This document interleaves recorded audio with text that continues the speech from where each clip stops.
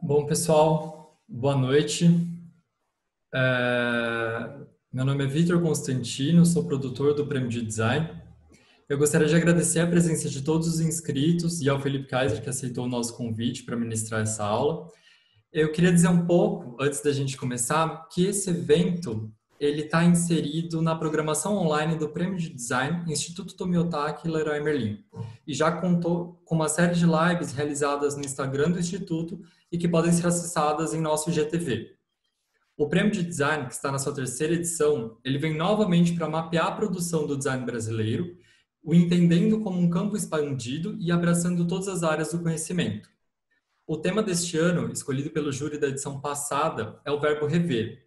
Esse tema lança um olhar crítico sobre o gesto criador, procurando se voltar ao existente para propor o novo. O tema lança a pergunta: como o projeto pode colaborar a partir do que está posto? Estudantes universitários e recém-formados até 2 anos podem inscrever seus projetos até o dia 28 de agosto pelo site premiodesign.institutotomiotaki.org.br. Apresentando agora o nosso convidado, Felipe Kaiser é designer e pesquisador, graduado pela PUC-Rio em 2006, pós-graduado pelo Centro Universitário Maria Antônia, da USP, em 2013, e doutor em design pela Escola Superior de Desenho Industrial da Universidade Estadual do Rio de Janeiro, em 2019. Sua tese, defendida em dezembro de 2019, intitula-se O Drama do Projeto, uma teoria acional do design. Entre 2005 e 2009, trabalhou em escritórios de design no Rio de Janeiro, entre eles Tecnopop e Jair de Souza. Em 2009, participou da criação do Departamento de Design e Comunicação da Fundação Bienal de São Paulo, onde permaneceu até 2015. Em 2017, integrou a equipe de comunicação do Instituto Moreira Salles, em São Paulo. Agradeço novamente a sua presença, Felipe, e abro a palavra a você. Tenha uma boa aula. Obrigado, Vitor. Boa noite a todos. Obrigado por terem vindo. Eu queria agradecer ao Instituto Tomiotaki, em especial à coordenação do prêmio, mas também ao Núcleo de Pesquisa e Curadoria, e à Priscila Gomes, que está aqui, que coordena o núcleo também. Hoje eu vou, provocado pelo tema que vocês ouviram, vou fazer uma breve apresentação e vou tentar deixar um espacinho no final, caso alguém queira colocar uma pergunta. As perguntas podem ser colocadas no chat. O Vitor e o Thiago, que estão aqui, eles vão, a princípio, compilar, organizar esse conteúdo e, na medida do possível, eu respondo ao final. E eu queria, enfim, começar já, aproveitando que o tempo é curto. E eu quero hoje só colocar uma... As pessoas estão ouvindo? Acredito que sim, né? Tá bom. Eu queria só hoje colocar um breve panorama histórico a partir dos anos 60, alguns pontos que eu acho que são importantes para considerar essa revisão do campo, essa ampliação do campo que está no título, e também colocar alguns exemplos que eu acredito que sejam interessantes, os exemplos dos últimos anos, mais associados, inclusive, ao design de serviço, do que exatamente ao design de produto ou ao design gráfico, que eu acho que é um fator decisivo nos dias de hoje, é um campo de exploração fundamental para os designers e que tá se abrindo cada vez mais, né? Então, começando primeiro com essas questões históricas que eu queria abordar, eu queria remeter ao começo dos anos 60, num congresso que foi feito em Londres, em 62, que era intitulado justamente a Conferência dos Métodos Sistemáticos e Intuitivos de Engenharia, Desenho Industrial, Arquitetura e Comunicação. O que foi esse congresso? Foi uma primeira organização de designers, arquitetos, engenheiros e outros projetistas, uma primeira organização de pessoas que estavam interessadas em estudar o próprio método de trabalho.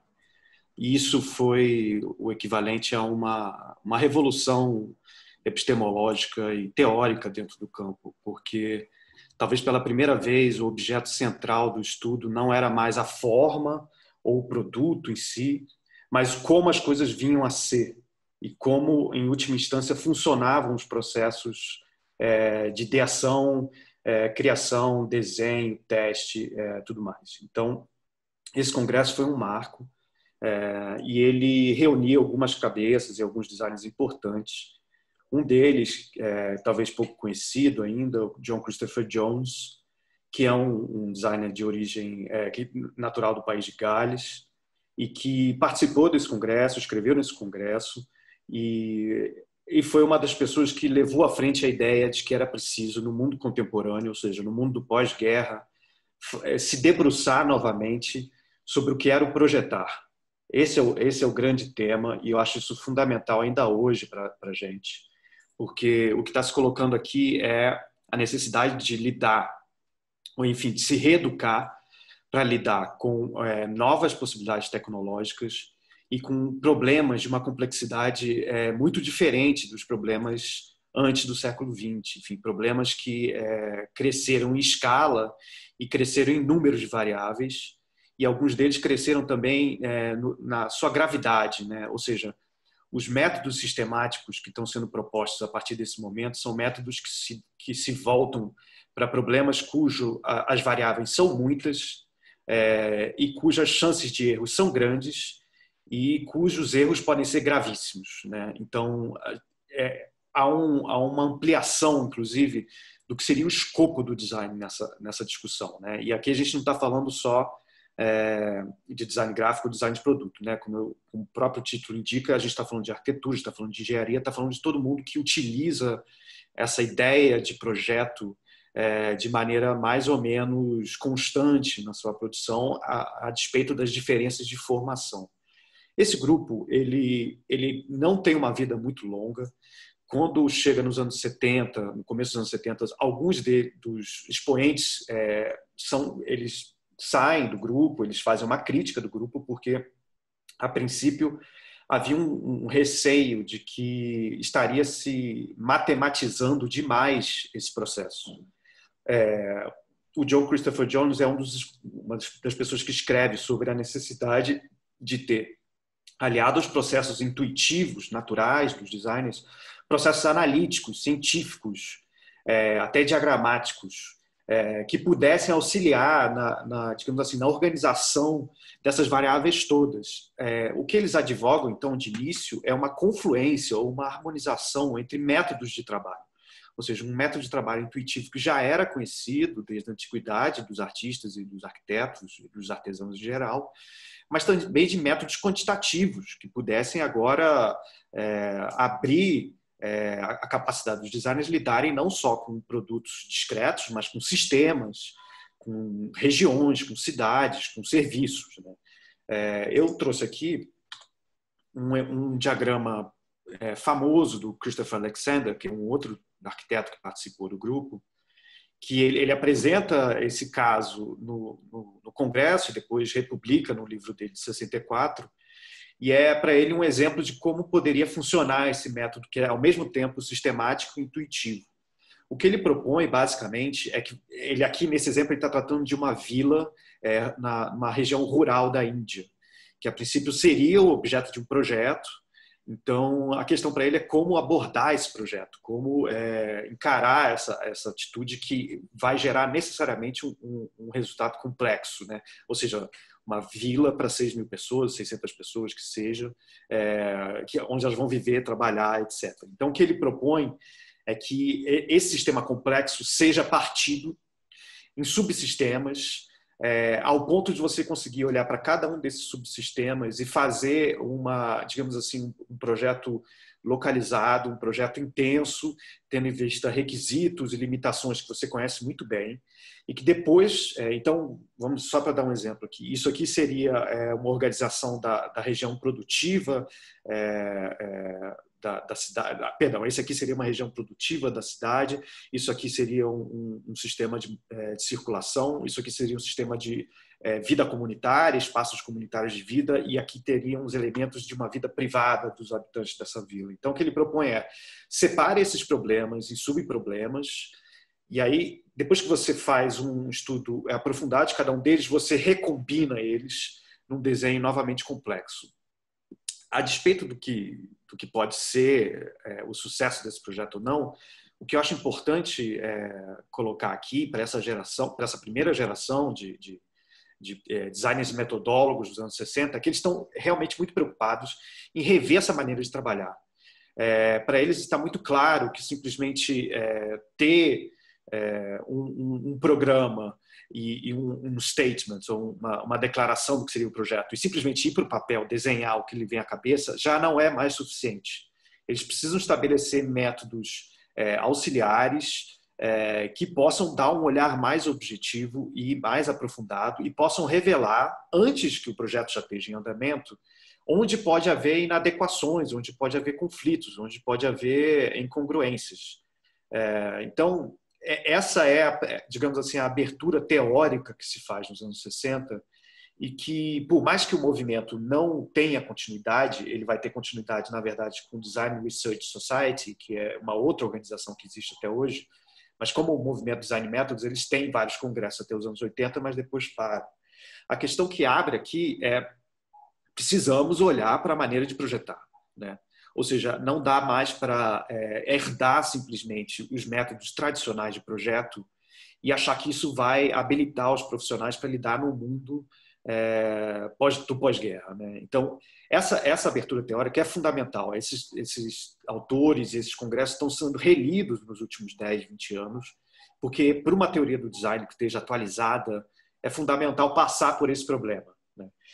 E quando eu digo problema, vocês vão entender que é um problema que não se resolve e que foi se descobrindo cada vez mais profundo, né?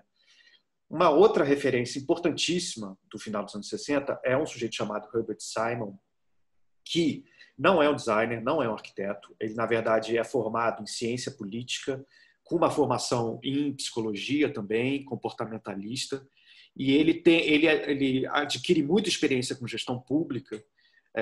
E, por volta do final dos anos 50, ele entra num instituto que chama Carnegie Institute of Technology, em Pittsburgh. E lá ele começa a fazer uma revisão curricular geral, tanto do curso de negócios, né, do Business School, quanto de outros departamentos. No final dos anos 60, ele se debruça sobre o departamento de engenharia. E ele percebe que há um problema, que é o seguinte: os engenheiros são formados com uma base científica muito boa, mas que não habilita eles para lidar com problemas reais. Isso é uma percepção que ele tem ali no final dos anos 60, e ele começa a advogar, a partir de 68, numa série de congressos, de palestras que ele dá, de que é preciso voltar a discutir um tipo de conhecimento, um tipo de ciência, um tipo de saber, que não é científico, estrito sensu, mas que é rigoroso, pode ser formalizado, pode ser ensinado, e que ele chama de design, né?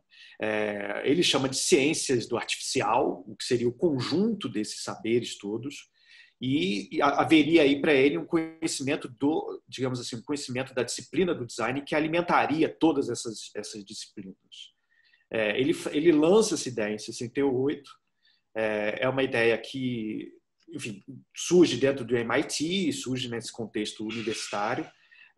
Ele publica essas ideias em 69 e elas demoram um pouquinho para ganhar alguma amplitude, mas hoje ele é uma das principais referências teóricas para todo mundo que se debruça sobre isso, que seria o projetar, né? Eu separei aqui 2 trechos pequenos, mas que eu acho que dão um tom para o que é que ele está querendo iluminar com essa colocação teórica, né? Então ele diz, enfim, isso é do livro de 69, mas provavelmente já estava indicado nas palestras, né?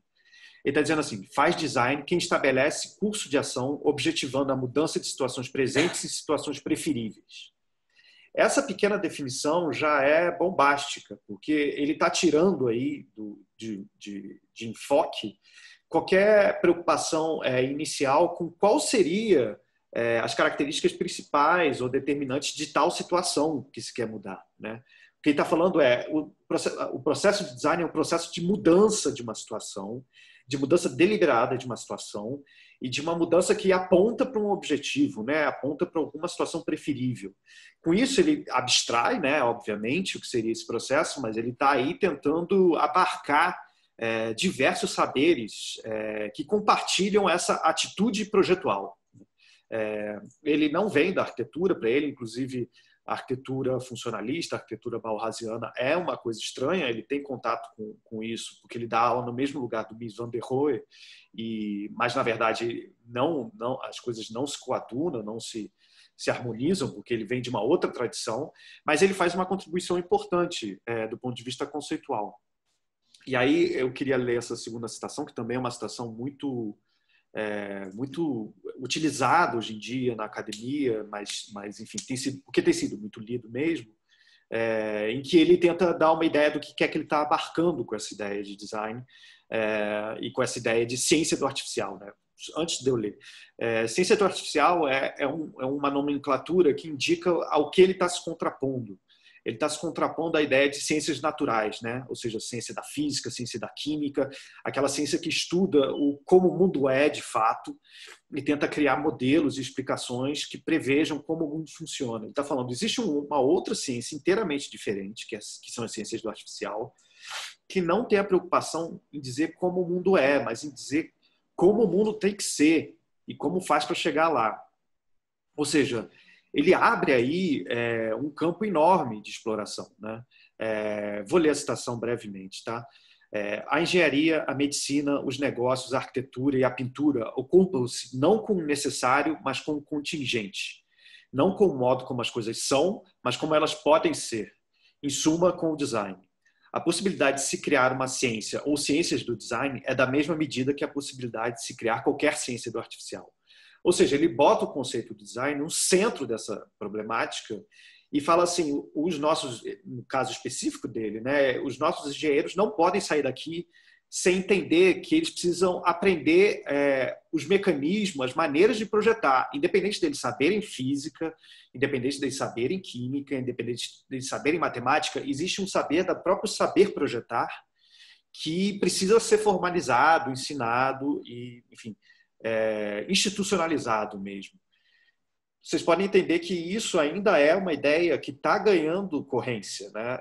Não é uma coisa que se tornou paradigma do campo, mas é alguma coisa que tem sido retomada constantemente nos últimos anos, porque na tentativa de fazer o design que vem da tradição das artes e ofícios realmente colocar os dois pés dentro da academia, é preciso ter, ou pelo menos as pessoas que tentaram fazer isso desde os anos 60 perceberam que é preciso ter um nível de formalidade ou um nível de conhecimento, de articulação um pouco maior do que era a nossa tradição das artes, das academias, né, de arte. Então, o que está se colocando aqui é uma pessoa que vem da administração pública, alguém que vem do mundo das organizações e que está tentando fazer uma contribuição mais ampla e tentando, digamos assim, achar um ponto comum para muitas disciplinas diferentes.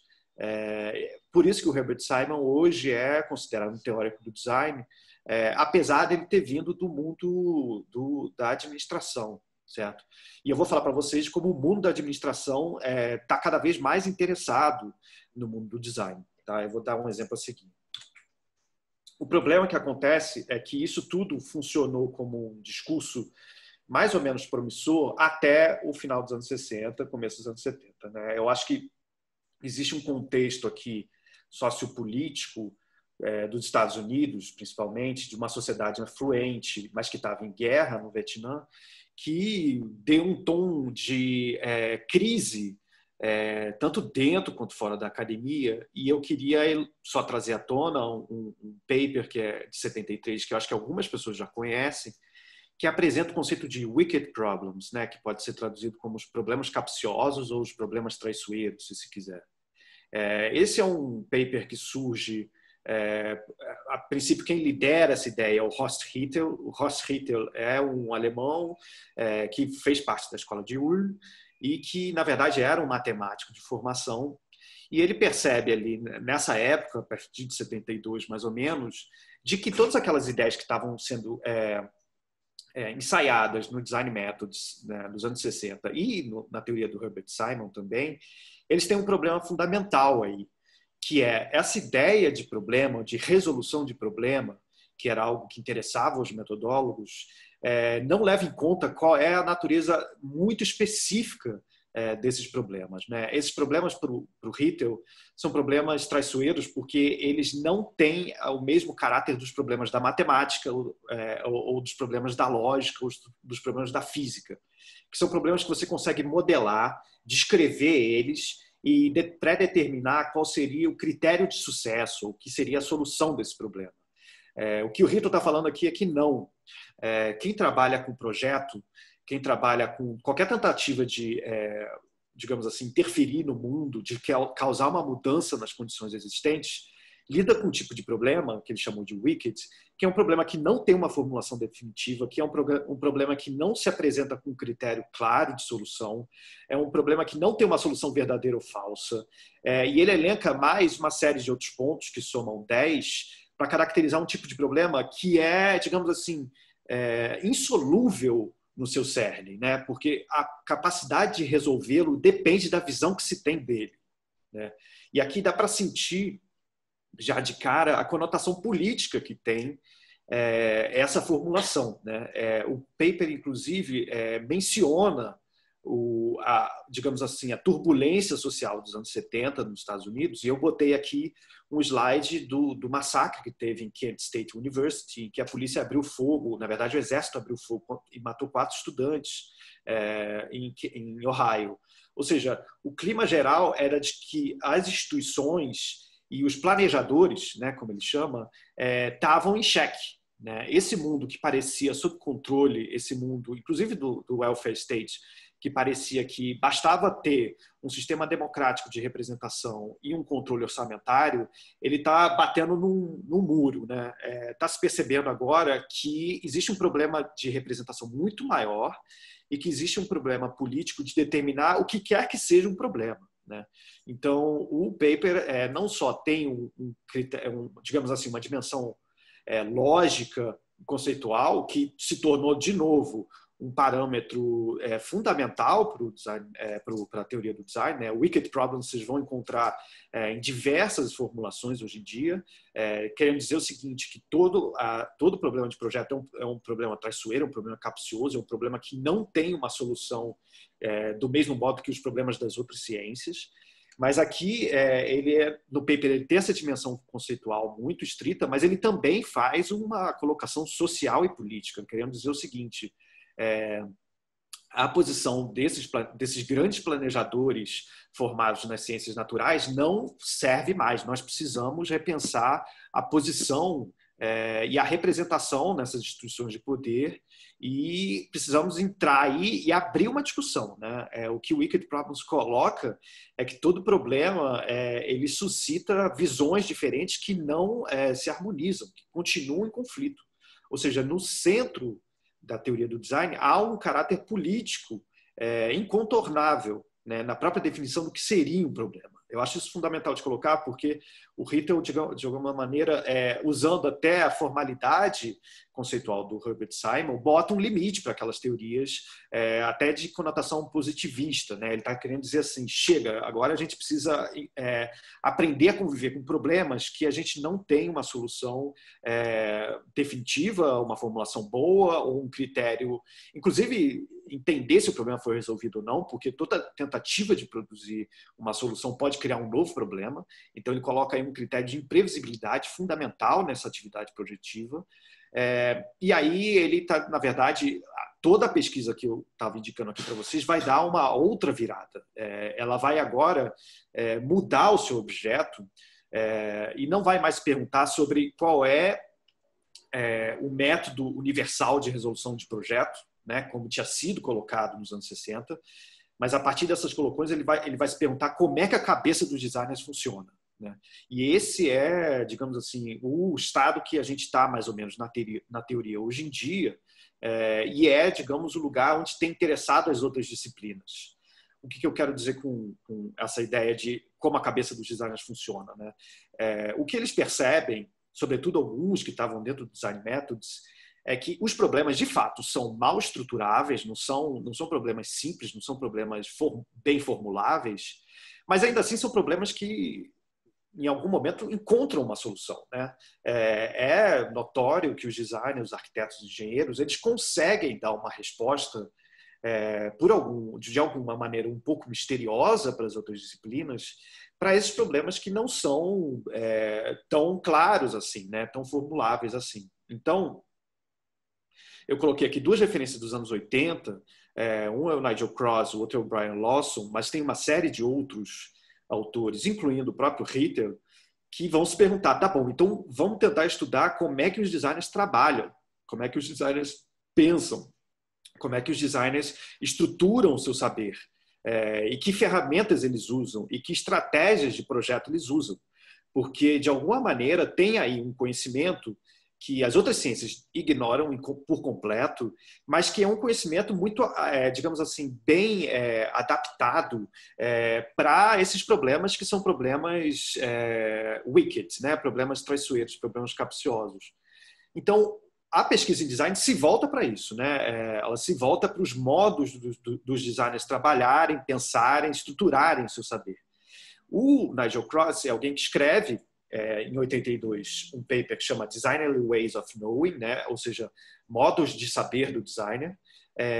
E ali ele está justamente querendo dizer que o design, novamente, não é uma ciência como as outras, mas que ele pode ser conhecido, pode ser estudado, e ele propõe aí uma técnica que ele chama de análise de protocolo, que é basicamente o seguinte: você vai para pessoas, você acompanha a vida projetual, ou enfim, as ocorrências projetuais de uma equipe experiente que está diante de um problema difícil, um problema de projeto qualquer, e ali você, na verdade, faz sessões em que você grava essas pessoas conversando diante do problema e pede para elas pensarem alto, né? Pede para elas falarem, bom, deixa o seu fluxo de pensamento correr, a gente vai gravar essas horas todas de reunião e sessões e depois a gente vai tentar analisar e extrair daí alguns padrões de comportamento que parecem são definitivos para a maneira dos designers trabalharem.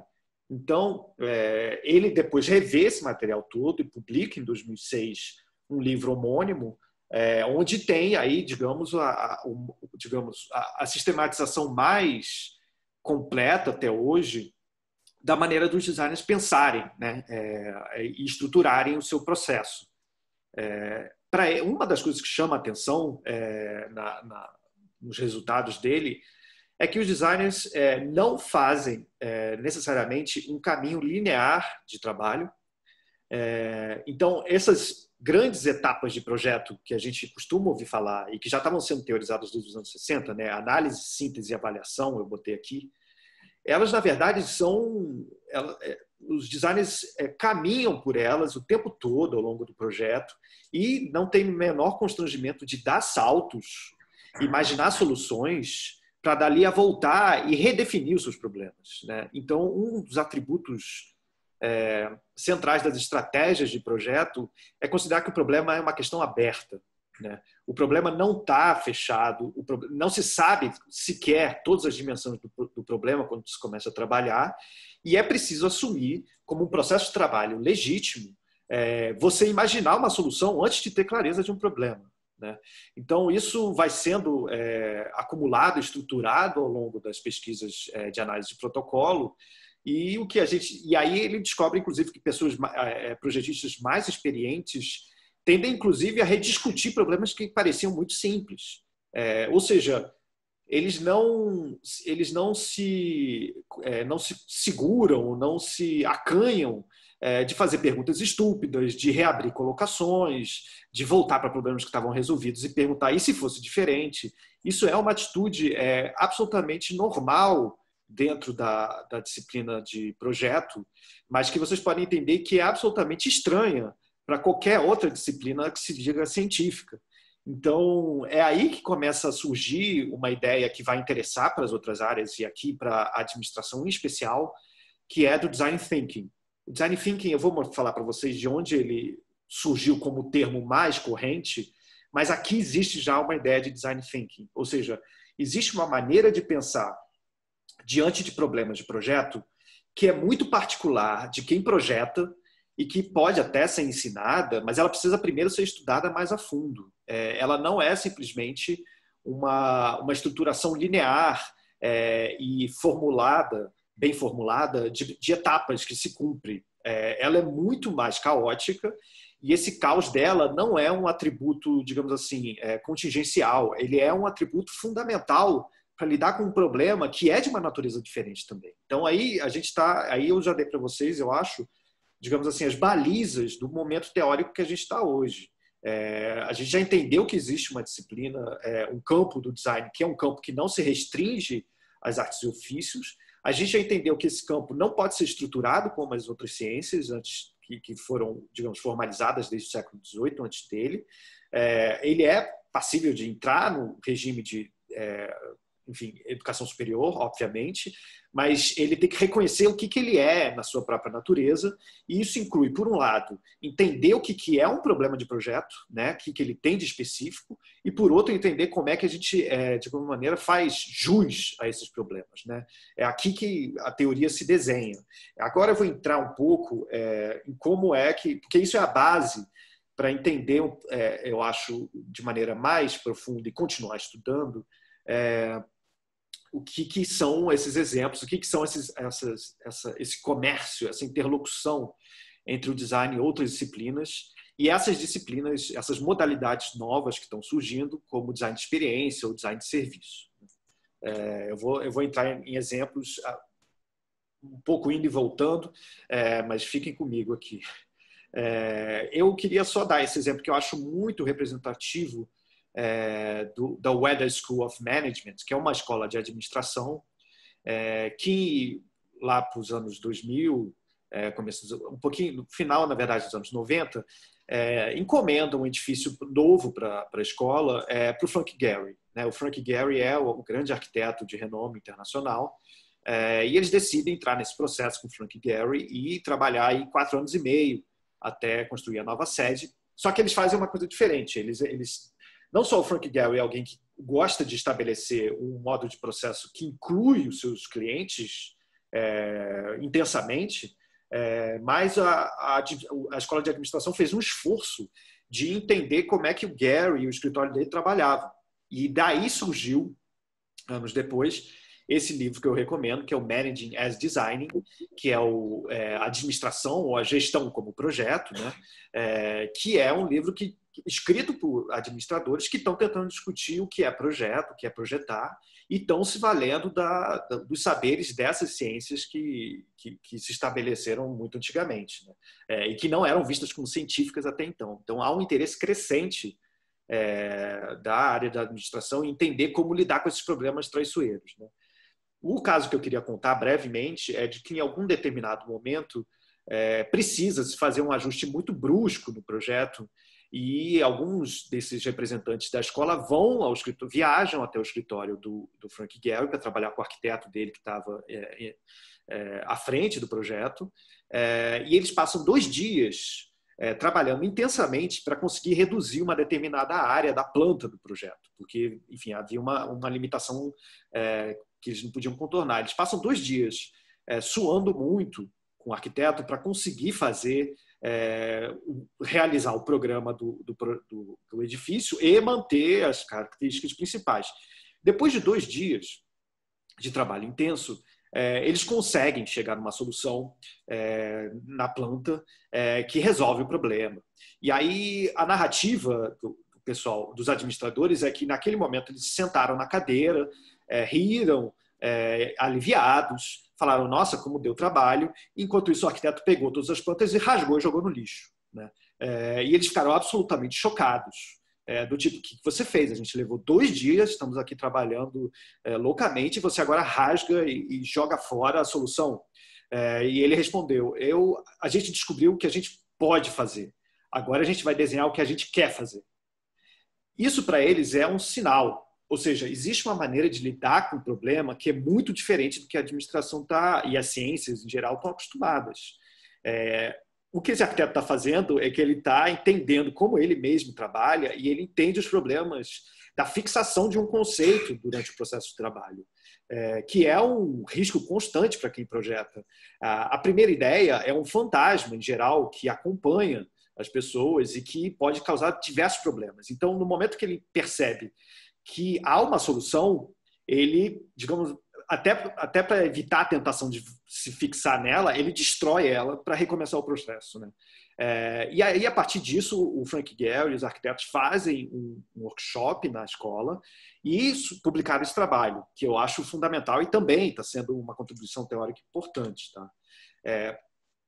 O design thinking, mais exatamente como o pensamento em design, o pensamento projetual, se a gente quiser traduzir assim, ele surge de maneira mais localizada dentro da IDEO. Né? A IDEO é uma empresa que surge aí nos anos 90, formada, um dos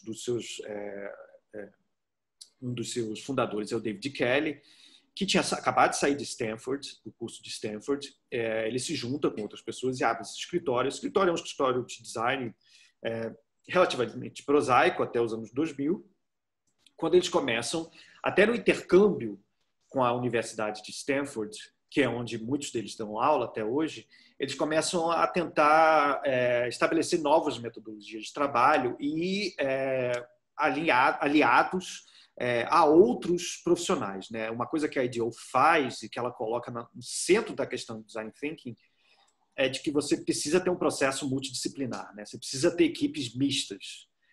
Então, você vai ter antropólogos, você vai ter filósofos, você vai ter sociólogos, você vai ter diversas outras pessoas que também são projetistas ou especialistas, cientistas, para desenvolver um projeto. Né? O David Kelley é alguém que faz muita questão de colocar isso frontalmente e o termo surge quando ele começa a ouvir dos próprios alunos essa reclamação de que eles não se sentem especialistas em nada. Que eles estão saindo da faculdade, sabem projetar, mas não são especialistas em nada. E o David Kelley começa, ao longo do tempo, a dizer para eles, não, vocês são especialistas em uma maneira de pensar. Vocês são especialistas na maneira de levar à frente esse processo de projeto, que é um processo muito, como eu mostrei aqui, muito tortuoso mesmo, muito difícil de descrever. Então, o design thinking surge aí como um termo que já ganha corrência no meio corporativo, porque a IDEO tem grandes clientes desde o começo, e eles tomam isso para si como um atributo de venda, né? Isso precisa ser dito. Eles vendem um processo de trabalho, ou seja, eles não chegam diante de um problema e falam, a gente já identificou e a gente vai desenhar aqui soluções e volta para você. Não, eles envolvem os clientes dentro do processo e eles envolvem os usuários. Né? Esse eu acho que é o ponto principal do design thinking, que a gente chama de centrado no usuário, né? Human-centered, que eles, na verdade, fazem muitos testes em diversas ocasiões, ocorrências, em diversos cenários, tentando capturar o que há ali que possa iluminar ou dar um novo caminho para a formulação do problema. Né? Então, eu botei aqui do lado uma imagem à direita, eles estavam revendo o sistema de votação de Los Angeles e eles levavam os cegos para dentro do escritório e eles criavam protótipos a todo tempo para tentar fazer uma observação etnográfica quase. Né? Eles usam essa metáfora, enfim, não é exatamente etnografia, mas eles usam essa ideia da antropologia para conseguir encaminhar os projetos. Né? E a prototipagem não é pouca coisa. A prototipagem é um assunto seríssimo dentro dessa disciplina e não se poupam esforços, tá, para criar os protótipos. Aqui eu botei protótipos da Lufthansa, mas tem casos em que eles constroem, inclusive, chassi e trechos do avião inteiro para conseguir fazer uma simulação mais fiel possível do que seria a prestação desse serviço. Né? Aqui eles estão revendo um serviço de business class dessa empresa de aviação e, na verdade, eles montam o cenário, chamam os clientes e simulam o voo inteiro e procuram documentar isso de várias maneiras, entrevistam as pessoas e fazem uma bateria intensa de testes. Né? A ideia da prototipagem, design thinking, é que você possa perceber problemas e possa perceber conexões o mais rápido possível. Né? Então, por isso que não se poupa esforço e não se poupa tempo. Você faz um protótipo já no segundo dia, porque você quer ter alguma resposta do mundo para aquilo que você está simplesmente pensando e rascunhando. Né? O design thinking tem esse compromisso de se lançar constantemente na realidade e sair do papel, né? E tem que lidar com gente o tempo todo. Né? Então, eu botei esses exemplos aqui, mas são inúmeros exemplos de prototipagem que às vezes chegam a uma escala surreal mesmo de investimento, né? E aí eu queria falar agora de outros exemplos que são a aplicação dessa ideia, desse pensamento design, dessa prática projetual, para um contexto que a gente entende como social, como um contexto que a gente entende não corporativo, né? Não de mercado.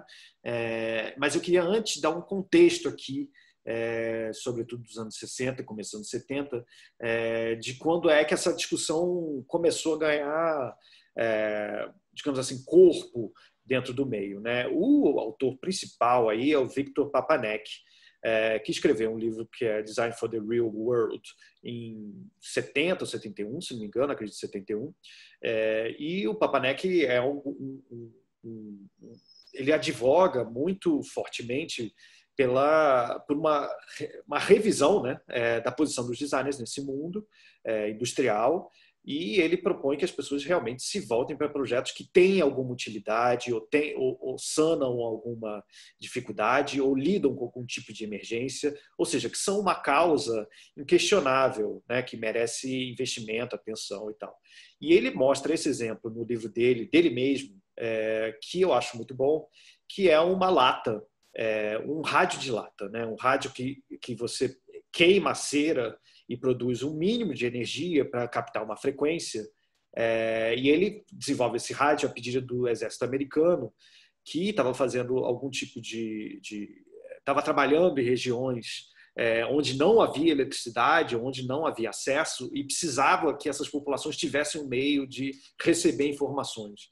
Então ele concebe esse rádio que custa 9 cents de dólar, em preço de 66, e a ideia é justamente essa: você queima a cera, você consegue receber a estação de rádio. Essas regiões não têm mais de uma estação de rádio, então isso vai cumprir a função necessária. E assim que a cera acabar, você pode colocar qualquer outro elemento dentro dessa lata e queimar, incluindo esterco, e fazer esse rádio funcionar. E ele diz que, enfim, anos depois do livro estar publicado, esse rádio ainda era usado em algumas outras regiões. E ele tem um choque muito grande quando ele mostra esse rádio, por exemplo, na escola de Ulm, na Alemanha, e as pessoas acham interessante, mas feio. E ele está dizendo assim: vocês não entenderam nada, né? O ponto não é esse, né? Eu não vou pintar o rádio, eu não estou aqui para, enfim, embelezar o rádio. Esse projeto tem um outro critério de sucesso, e ele está tentando chamar a atenção para isso. Eu botei um outro exemplo aqui dos anos 2000, que inclusive nessa época ganhou um prêmio internacional, que é isso, que é uma privada totalmente descartável, que, enfim, ela pode viajar flat, pode viajar chata, e também foi feita para contextos emergenciais e contextos de extrema pobreza. Ou seja, existe aí uma tradição de um design social voltado para questões emergenciais, mas que eu queria chamar a atenção que, para os nossos padrões e para a nossa discussão hoje em dia, são projetos muito centrados ainda em objeto, né? São projetos que ainda estão tentando lidar com uma questão material específica e um critério de sucesso que ainda é produção industrial, né, de linha de fábrica. O que esse grupo em Stanford começou a fazer, eles começaram a trabalhar também em situações extremas ou de extrema necessidade ou de pobreza. E aqui tem um exemplo: eles fizeram alguns trabalhos no Quênia, nesse bairro pobre que é Kibera, em Nairobi. Mais de um projeto eles fizeram lá, e que, na verdade, o resultado final não é necessariamente um produto, né? Não é necessariamente um objeto. Esse exemplo aqui, o Salamar Documents, eu gosto porque é um exemplo também de alguma coisa que o design thinking chama de reenquadramento, reframing. O que eles fazem? Eles vão para lá, começam a trabalhar com a comunidade de Kibera, e eles, a princípio, têm um briefing que é resolver um problema de incêndios nessa área. Eles chegam lá muito preocupados em dar alguma solução para o problema dos incêndios e tal. E no momento que eles começam a conversar com as pessoas, eles percebem que as pessoas, obviamente, têm essa preocupação, mas se elas pudessem tomar alguma atitude, em primeiro lugar, seria, na verdade, salvar os documentos delas. elas entendem o risco do incêndio, mas para elas o problema são os documentos, porque esses documentos é que dão acesso aos serviços públicos essenciais do qual elas dependem. Então, o grupo de Stanford muda totalmente o problema, inverte e cria um serviço de escaneamento, armazenamento e assessoria dos documentos dessa região, que, enfim, na verdade, atende o que era uma necessidade mais premente da população. Então, a questão do reenquadramento você começa até com uma suposição do problema, mas você tem que estar disposto a abrir mão dele ou reformular ele no meio do processo, né? E esse é um projeto que, na verdade, foi totalmente abraçado. As pessoas elas têm postos onde elas levam seus documentos e onde elas podem voltar, caso elas não tenham acesso, mas também há um sistema móvel que passa pelas casas e que cadastra essas pessoas, né? Então, há, obviamente, um desejo de chegar numa situação para entender e ajudar, mas ele tem que ser alimentado pela situação, né? Eu acho que o Design Thinking, nesse contexto, coloca isso muito bem. Tá? Outro exemplo também em Kibera é de um serviço criado para poupar o tempo das pessoas que precisam coletar água potável, né? Existe um problema de abastecimento, as pessoas eventualmente têm que caminhar bastante diariamente para chegar a uma fonte de água limpa, só que o problema é que há aí uma população inteira distribuída nesse território e as qualidades e a disponibilidade dessa água muda cotidianamente. Então, o que esse grupo percebeu é que existia um problema de abastecimento, mas existia uma disponibilidade de telecomunicação, que é uma questão que já, acho que mesmo no Quênia, outros projetos já desenvolveram, inclusive com moedas fiat, né? Moedas criadas digitalmente para isso. Ou seja, as pessoas têm o celular, elas têm acesso à rede, então o que se criou, na verdade, é um software e um sistema de mapeamento e de comunicação em que cria-se, na verdade, o encontro, né, nessa plataforma entre a pessoa que está precisando da água em um determinado ponto e a pessoa que está distribuindo a água em outro determinado ponto, né? Ou seja, está falando aí de design de serviço pura e simples, né? Usando a tecnologia e as condições do momento, mas entendendo aí também que é um serviço que tem, digamos assim, um contexto e um tempo específico de validade, né? Não é que o sistema do celular vai substituir um problema de abastecimento d'água que vai ter que ser encarado hoje, amanhã ou depois. Mas, assim, dadas as condições daquele momento, dados os recursos disponíveis naquele local, que solução você pode dar ou enfim, que contribuição, que o projeto pode fazer ali, né? Eu acho que esse é o critério fundamental aí, e que é aplicado não só para esses contextos, mas eu queria dar aqui o contraponto, mas também para startups e para o mundo afluente, industrializado, né? O exemplo da PillPack é talvez, acho que um dos casos mais bem-sucedidos de um negócio de uma startup que foi aninhada, né, baseada dentro da IDEO durante um tempo para se desenvolver. E é isso, é tanto produto quanto serviço, né? Ou seja, é uma linha divisória muito tênue.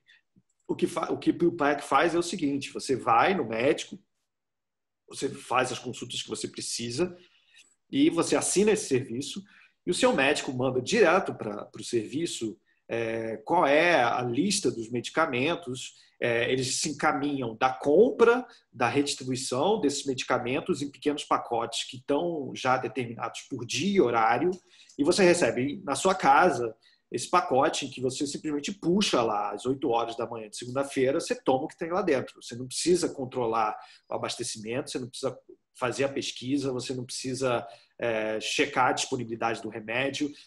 Tudo isso é feito para você e entregue na porta da sua casa, né? Isso é, obviamente, mais um exemplo de design de serviço que, na verdade, surgiu não da IDEO, mas surgiu de uma startup, mas a IDEO aninhou e prestou um serviço fundamental para eles, para fazer com que o processo inteiro ficasse azeitado, né? Então, os depoimentos são de que a IDEO nem se preocupava tanto com o objeto, que para eles o objeto estava bem resolvido e não precisava haver um reprojeto. Eles estavam mais preocupados em fazer um site que desse, ou enfim, que enfatizasse a conotação do serviço, né? Não um site que vendesse o produto, né? Então há aí de novo um reframing, um reenquadramento do problema. E esse é um negócio que está ganhando corrente. Nos Estados Unidos já tem vários lugares onde esse serviço é distribuído, e ele tem uma mecânica e uma lógica que pode ser utilizada para outras questões medicinais, né? E eu queria colocar mais um exemplo aqui de serviço, esse sim desenvolvido totalmente dentro, pelo menos no intercâmbio entre a IDEO e a Bank of America, que é um projeto super bem sucedido, que se eu fosse apostar, já chegou no Brasil, vai chegar algo parecido nos próximos anos. O Bank of America chega para a IDEO e fala, bom, a gente tem um problema que todo banco tem, né? A gente quer manter os nossos clientes e a gente quer abrir mais contas. E aí, nas várias sessões de brainstorming multidisciplinares, surgem algumas ideias, e uma delas é de que as pessoas estariam dispostas a pagar ou abrir uma conta num banco que ajudasse elas a poupar o dinheiro. Então, dali, os projetistas vão a campo, né? Vão para várias cidades dos Estados Unidos, passam um tempo, fazem estudos que eles chamam de etnográficos, né? Fazem estudos aprofundados dessas famílias, tentando entender quais são as estratégias que eles já usam ou quais são as atitudes que eles já têm em relação a poupar dinheiro, né? Uma coisa fundamental para as famílias. E eles percebem que, além do tradicional porquinho, né? Onde você coloca os centavos e tal, o troco, algumas pessoas tinham o costume de arredondar o pagamento das contas, né? Então, por exemplo, você vai pagar o seu cartão de crédito, que é um serviço contínuo, algumas pessoas simplesmente subiam o valor até arredondava para cima, para sempre ter certeza de que tinha um créditozinho lá e ela não precisava se preocupar se perdesse algum pagamento e tal. E aí eles juntam essas ideias e criam esse sistema que é o Keep the Change, né? Fique com o troco. Então, o que é? O Bank of America dá para você um cartão de débito que toda compra que você faz, ele arredonda. Ele arredonda a conta para cima e todos os centavos ele joga automaticamente numa conta de poupança. Então, esse projeto conseguiu, em 2 anos, eu acho, 700 mil contas a mais para o Bank of America e a abertura de cerca de 1 milhão de contas de poupança, né? Então, você vê aí que é um serviço que não se valeu praticamente de nenhuma tecnologia hiper nova, né? Não é um processo muito complicado, nem é um cartão muito especial. Tem uma tecnologia, mas o fundamental aí não é isso. O fundamental aí é perceber uma oportunidade de serviço que faça sentido para a empresa, mas que também faça sentido para o usuário, né? Para o consumidor. Ou seja, a adesão foi massiva porque fez total sentido para as pessoas, né? É um processo automático de guardar dinheiro e que para muita gente é necessário, é bem visto, né? Eu peguei aqui uma imagem, é muito difícil imaginar até uma imagem para esse projeto, né? Eu peguei aqui uma imagem da ação promocional deles que escondia essas moedas gigantes num sofá gigante e pedia para as pessoas procurarem, né?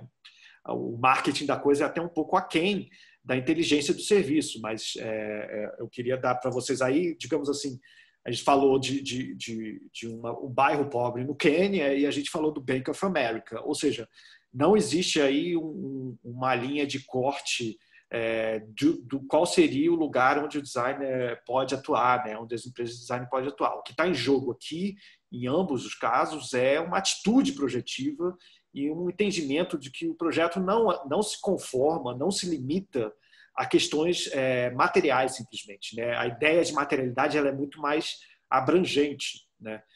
O termo que se costuma usar em design de serviço é touch points, né? Pontos de contato, ou seja, todos os pontos de contato interessam. tanto a materialidade das coisas, quanto a navegação do site, quanto o atendimento online. Tudo isso interessa, todo ponto de contato entre o público e a organização é objeto de projeto, né? É isso que está em jogo no design de serviço, né? E aqui, agora, eu queria entrar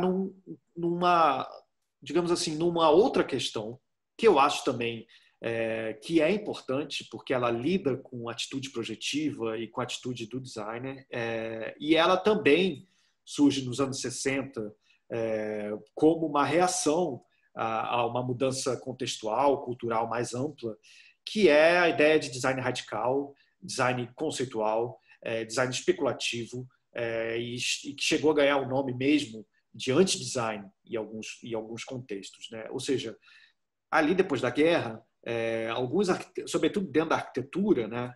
Isso surge muito dentro das escolas de arquitetura,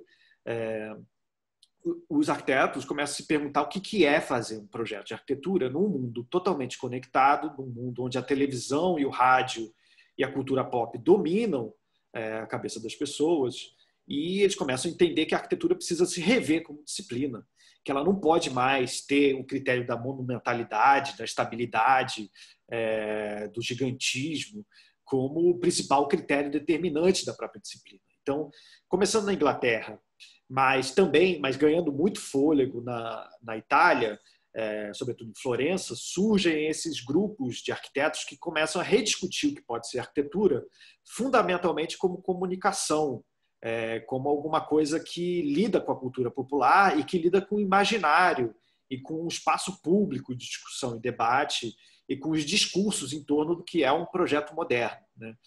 Eu elegi aqui um dos projetos mais representativos, eu acho, de um desses grupos, que é o Super Estúdio, que propõe, ali em 69, o que eles chamam de monumento contínuo, que é um projeto relativamente irônico, mas talvez hoje em dia até um pouco mais realista, em que eles propõem cobrir a face do planeta com uma grid homogênea de infraestrutura, né, onde cada um desses quadrados aí no chão conteria uma entrada e uma saída d'água, uma saída de luz e uma fibra ótica, vai para os nossos termos de hoje, e essa superfície, esse monumento contínuo que enveloparia o mundo, permitiria que a humanidade voltasse o seu comportamento nomádico, né, a sua atitude nômade primordial, né?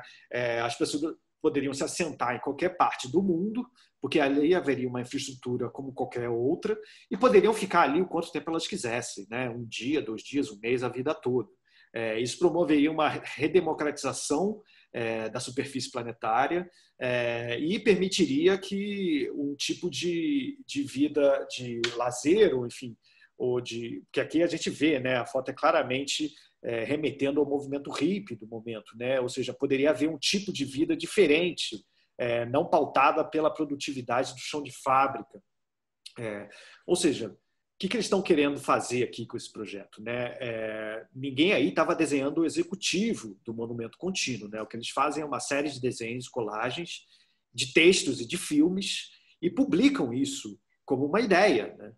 Ou seja, eles estão querendo discutir o mundo do trabalho, discutir o ambiente cultural, discutir o que é ser projeto, discutir o que é a disciplina da arquitetura no pós-guerra, né? Ou seja, é a possibilidade de usar o design como discurso, como debate, como provocador, né? Como objeto de pensamento, né? Como provocador de uma mudança de atitude.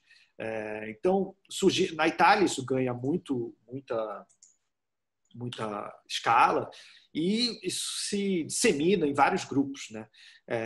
E eu botei aqui 2 exemplos, né? O ArcZoom e o Grupo Strum, mas tem vários outros, que eu acho interessante porque começam a rediscutir o que seria o que seria o sentar, né? O que seria o estar, o que seria a sala de estar, o que seria uma posição confortável, o que seria uma atitude corporal até nova ou possível nesse mundo, né? Os projetos são disruptivos ou são provocadores de propósito, né? Eles têm humor, né? Que é um negócio que tinha sido, digamos assim, tinha saído da conta do movimento moderno desde os anos 20.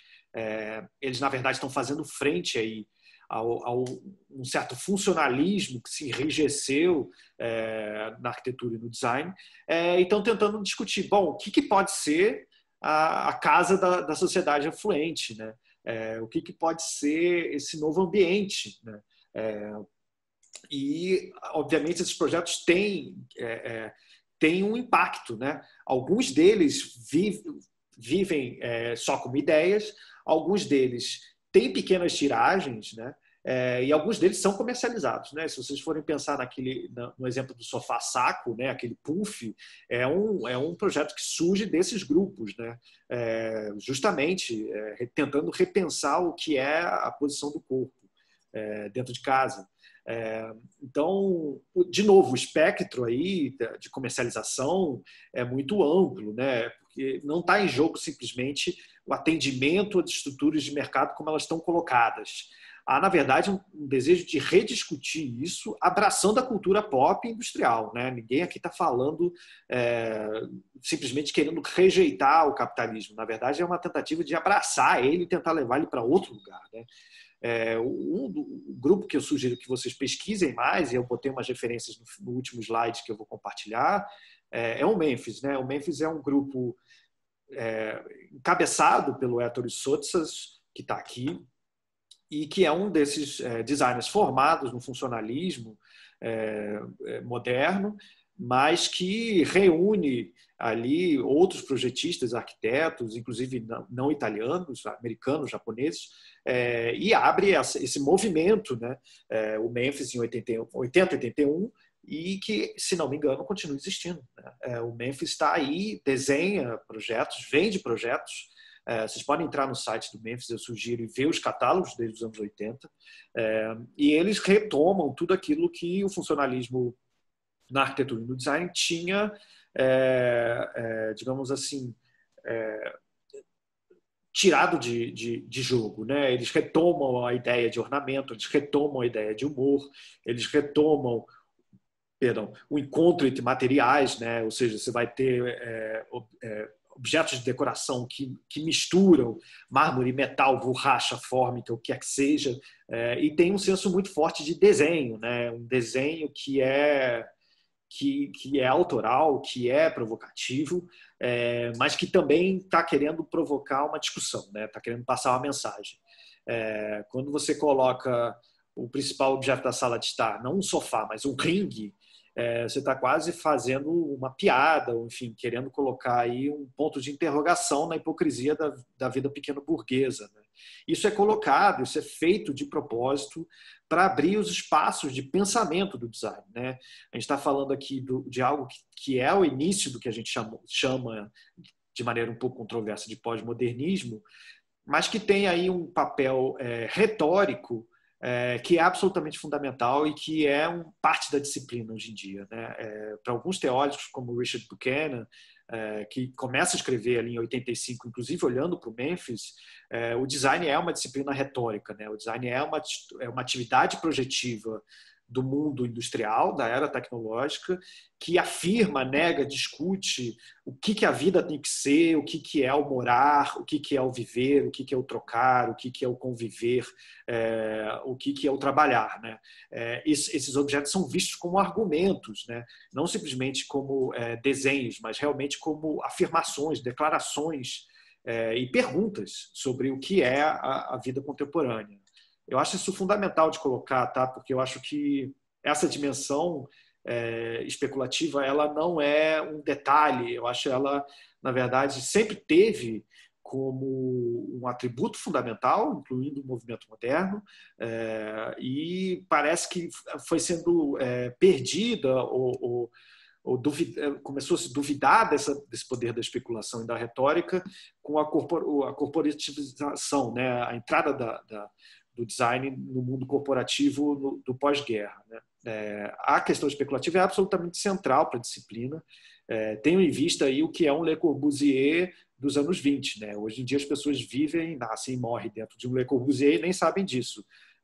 Mas não existiria uma Brasília sem Le Corbusier, né? Então, existe aí uma dimensão especulativa que sempre teve dentro da atividade projetual e que precisa ser recuperada, né?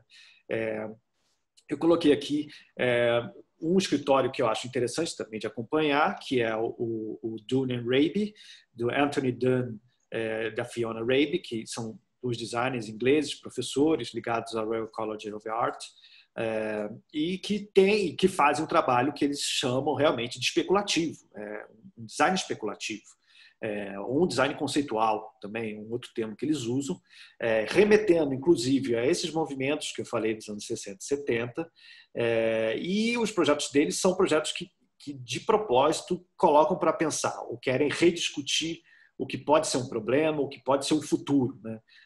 A questão deles é abrir, digamos assim, as possibilidades do futuro, porque do jeito que está, a gente não vai a lugar nenhum, né? Eu acho que esse é um tema constante, tanto dentro quanto fora do design, entre os teóricos, né? Eles começam esse livro de 2013, o Speculative Everything, com uma citação do Frederick Jameson, que hoje em dia já se tornou clássica, de que no capitalismo tardio é mais fácil imaginar o fim do mundo do que o fim do próprio capitalismo, né? Ou seja, há um esgotamento da imaginação, e é preciso aí fazer um gesto de quebra mesmo para reabrir as discussões sobre o que o mundo pode ser, né? Então eles estão, eu acho que eles não estão tão ativos hoje em dia, mas o site deles é muito bom, eu recomendo que vocês entrem e vejam o livro, porque o livro é um apanhado e uma observação crítica da história dessas especulações dos anos 60. Tá? Eu separei aqui 2 projetos que eu queria mostrar deles, e aí depois eu falo de um outro projeto e termino. Acho que a gente está dentro do tempo aí numa boa. Esse é um projeto, eu vou tentar passar o vídeo desse projeto para vocês, que é um dos primeiros projetos que ganhou mais, se tornou mais notório deles, inclusive é um projeto que foi incorporado ao acervo do MoMA de Nova York, que é um projeto que discute o que é um robô, né? Eles propuseram aí, nessa série que eles chamam de sonhos tecnológicos, eles projetaram 4 robôs e fizeram aí um vídeo de apresentação, que eu quero mostrar aqui brevemente, e isso é um outro tema que eu queria colocar aqui. Eles são designers que discutem como essas ideias vão para o mundo, né? Em alguns momentos eles entendem que os projetos deles têm o meio privilegiado da exposição, né? Eles projetam a exposição de determinada ideia para dar, digamos assim, a efetivação, a corporificação daquela ideia.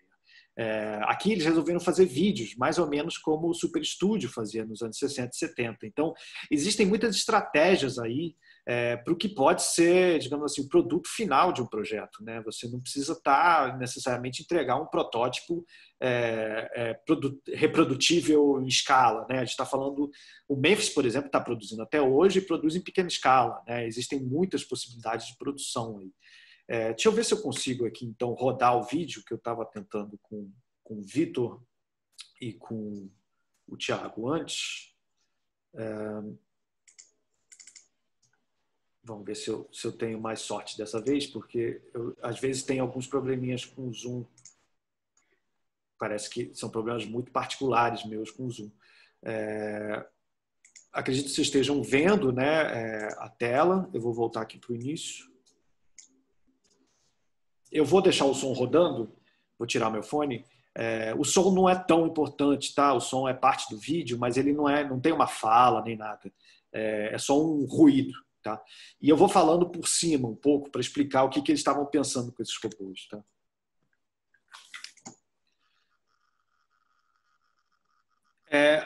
O que acontece? Eles inverteram totalmente o problema da robótica. Para eles, a questão aí seria pensar qual é a conexão emocional dos usuários com esses novos organismos digitais.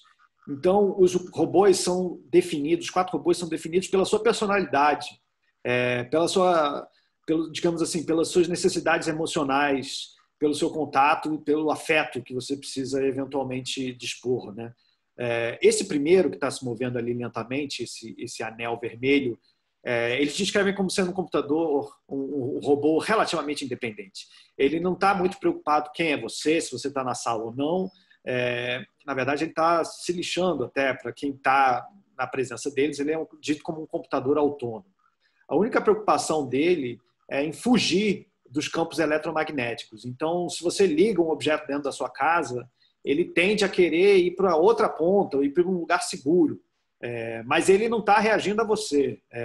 Ele reage a esse campo eletromagnético e o melhor que você pode fazer é tentar acompanhar ele, se te interessar, obviamente, né? Então, e os desenhos desses computadores são mínimos e de propósito, né? Eles são feitos para parecer outra coisa mesmo. E aí, ela agora, essa senhorita vai lidar agora com um segundo computador, que é esse preto, que ele é um computador nervoso, né? Ele é um computador muito estressado, que ao menor senso de presença se irrita, e é preciso tomar cuidado com ele dentro de casa, porque ele pode hiperreagir a uma situação até de maneira histérica, e ele tem um conjunto de sensores e de olhos que, percebendo quem entrou, se volta para essa pessoa na tentativa de entender quem é que está ali, por que está ali, e ele é um pouco ranzinza, um pouco incômodo, ele se sente incomodado constantemente, né? E ele faz ruídos que as pessoas não conseguem acompanhar, né? Na verdade, ele está tentando expulsar ou afastar você, mas é uma reação emocional legítima, né? No terceiro caso,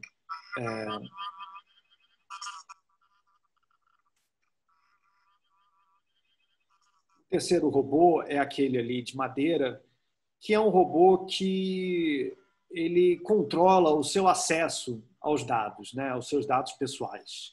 Ele controla, em vez de ter uma senha, você tem uma máquina que faz isso. Mas para você acessar os seus dados, você precisa pegar ele no colo e olhar profundamente nos olhos dele, longamente, né? Porque ele precisa se certificar de que você é você mesmo. Mas isso demora um tempo, tá? Ele precisa ser convencido pelo seu olhar de que você tem autorização para acessar os dados, né? E, por último, tem um outro computador que é bem mais carente. Ele, na verdade, ele aprendeu uma língua humana, mas ele, ao longo do tempo, perdeu a capacidade de reproduzir essa língua de maneira fidedigna. Ele tenta chamar atenção e falar com você. Mas ele é muito carente, isso pode te incomodar em alguns momentos. De toda forma, você tem que dar atenção para ele, porque ele não se locomove sem você. E ele precisa da sua atenção constante, para existir mesmo. Então, aí, vocês têm uma reformulação do que seria um problema de projeto e do que seria a relação entre uma pessoa e um robô, né? É certo, é errado, é bem-sucedido, não é? Ninguém consegue ter a resposta final para esse problema. O que está se colocando aí é a possibilidade de rediscutir o que seria uma máquina, tá? E uma máquina que cumpre um papel para os seres humanos, uma máquina que ocupa o espaço dentro de casa e uma máquina que, nesses 4 casos aí, vai te proporcionar alguma relação, algum envolvimento emocional que pode ser importante. O outro projeto que eu queria falar deles é de uma série, um projeto ao lado de outros 3, que chama Foragers, que seria uma tradução mais ou menos como forrageiros, ou, enfim, forreiros, alguma coisa assim, que é um projeto que se volta para um problema de superpopulação e falta de alimento no mundo, né? Então, o que o Dooney Rabe propõe na verdade, que existiria uma comunidade de pessoas que tomaria o seu destino nas suas próprias mãos e criaria sistemas, aparatos que podem ser encaixados no próprio sistema digestivo e que teriam no seu interior uma massa ou um composto bacteriano de outros animais e de outros seres vivos que permitiria pré-digerir certas matérias, certos alimentos, antes de chegar no nosso sistema digestivo. Então, eles invertem aí. Em vez de criar um sistema de maior produção de alimento, eles, na verdade, estão tentando pensar uma maneira da gente se alimentar de mais coisas que estejam disponíveis. Então, se você quiser se alimentar de pasto, você coloca nesse elemento, digamos assim, a flora bacteriana da vaca e vai para campo buscar o alimento que você quer, né? Então, uma recolocação do problema e uma provocação, realmente, querendo dizer o seguinte: tem mais alimento disponível do que a gente está acostumado ou disposto a comer. Eles fazem um vídeo também, que eu não vou passar aqui, mas tem o link ali embaixo para quem pegar a apresentação depois. E essa é a maneira que eles têm de dar saída do projeto. Eles fazem uma série de renders, eles recriam alguns desses objetos, expõem e fazem um ensaio fotográfico com um fotógrafo que eles chamam, e tem uma série de textos também encomendados por um escritor. Então, eles começam a rediscutir o que seria essa vida urbana de pessoas que são catadoras de alimentos por aí, onde quer que elas achem, porque, bem ou mal, esse pode ser o nosso futuro em pouco tempo, né? Ou seja, é uma discussão sobre o que é o futuro, né? É uma discussão sobre o que pode ser o futuro e sobre como o ser humano talvez precise ser outro diante de um futuro diferente, né? A gente está vendo isso nesse exato instante, esse ano. Todo mundo foi pego de surpresa, ninguém tem uma resposta, ninguém sabe quando a gente vai sair desse estado de exceção. Então, nesse momento, a gente começa a entender que o design especulativo ele não é tão irrealista assim, né? A colocação do problema é fundamental, né? E eu queria terminar com um outro projeto, e aqui eu realmente não vou tomar mais tempo de vocês, que é um projeto que, na verdade, foi publicado por essa revista aqui, Works That Work, que eu recomendo, de um sujeito que chama Peter Bilak, o editor principal da revista. A revista também existe online, é uma boa revista para acompanhar projetos que são de toda a natureza, projetos inclusive de não designers, projetos que surgem espontaneamente em comunidades. Mas eu tomei esse projeto porque eu acho interessante, que é um projeto que é especulativo, que se volta para o futuro, mas que é urgente. É um projeto sobre resíduos nucleares, né? O nome da revista é Works That Work, Trabalhos que Funcionam, seria uma tradução. Tá? Vai estar no último slide ali.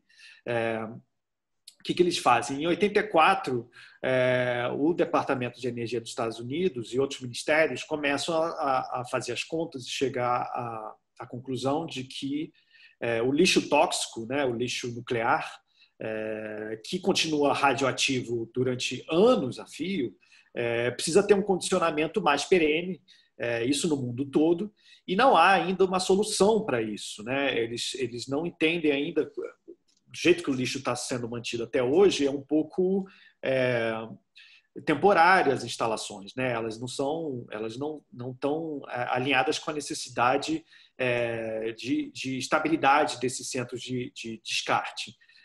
Então, o que eles fazem? A partir de 84, eles começam a escrever os relatórios e pensar em alternativas. Só que existe um problema aí gravíssimo, que o lixo atômico que eles calculam vai ficar ativo entre 10 mil e 100 mil anos. E a gente não sabe o que é isso, né? Então, existe um problema aí, que as pirâmides do Egito têm mais ou menos 5 mil anos. Então, o cenário mais... digamos assim, menos longo, o cenário mais breve, o cenário mais imediato já é o dobro do que a gente entende como a civilização humana, 10 mil anos. Então, como é que você projeta para daqui a 10, 50, 100 mil anos, né? Essa é uma pergunta sem uma resposta. O projeto, segundo a revista, está em andamento, tem uma proposta de entrar em execução em 2046, mas eu queria mostrar aqui um exemplo de uns esquetes que foram feitos em 92 por um arquiteto e por um artista, tentando imaginar como você poderia sinalizar que há um lixo radioativo debaixo do solo, considerando que a civilização pode perder a sua capacidade de entender a nossa língua, pode perder a capacidade de entender o que são os sinais pictográficos, pode perder todas as mídias digitais, porque, enfim, isso já aconteceu antes, né? As mídias físicas, pelo menos, já foram destruídas. Tem línguas antigas que a gente não conhece, a gente tem os artefatos, mas não consegue decifrar. Então, existe aí um problema que é como é que eu sinalizo para a humanidade do futuro, daqui a 100 mil anos, que eles não podem abrir aquele pedaço de terra. Né? A ideia aqui é que você bote o lixo debaixo da terra e cubra. E aí as soluções, eu sugiro que leiam o artigo, porque as soluções são maravilhosas, as especulações são maravilhosas. Algumas delas tomam realmente os egípcios como exemplo, dizendo assim, bom, os egípcios construíram as pirâmides e no final não adiantou muito porque a gente foi lá e invadiu as pirâmides e realmente saqueou. Alguns deles não fizeram tumbas debaixo de pirâmides, fizeram tumbas sem sinalização. Mas aí a gente foi lá, descobriu elas e também saqueou. Então também não funciona não comunicar. O que eles propõem aqui, mais ou menos, é tentar cobrir uma região do deserto com um piche, com algum material preto que absorve energia, para criar um desconforto na região, querendo dizer que ali não se deve aproximar, e tentando aí usar algum princípio de semiótica, dar um sinal de perigo para uma humanidade que pode não falar a nossa língua. Né? Do tipo, o que seria um tipo de escultura ou de monumento que avisasse não chegue perto, né? Qual é a semiótica, qual é a linguagem aí fundamental que se pode estabelecer, né? Para dizer isso. Mas no artigo existem outras especulações que eu acho tão interessantes quanto. Uma delas é tentar criar uma religião artificial que diga que aquele espaço é amaldiçoado e deixar a verdade científica com uma pequena elite que saberia exatamente o que está em jogo. Mas essa ideia é descartada porque as religiões historicamente sofrem uma transformação dogmática ao longo do tempo e podem ser profanadas, obviamente.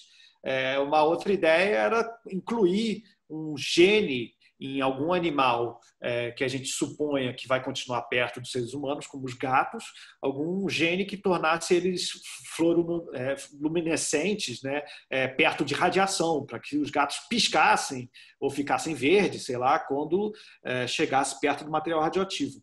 Não são designers que estão concebendo isso não, tá? São engenheiros, físicos, astrônomos. Um deles, inclusive, tenta pensar numa lua artificial que fique com uma placa gigante em torno da Terra.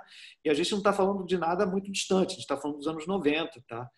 Ou seja, achar que a gente vai conseguir contornar a especulação também, eu acho que é realmente a verdadeira ficção, né? A gente vai precisar repensar tudo, a maneira de trabalhar, a maneira de viver, a maneira de se relacionar. Né? Eu queria dar aqui, encerrar por aqui, um caso extremo, mas absolutamente realista, e espero que tenha aberto aí algumas perspectivas para vocês.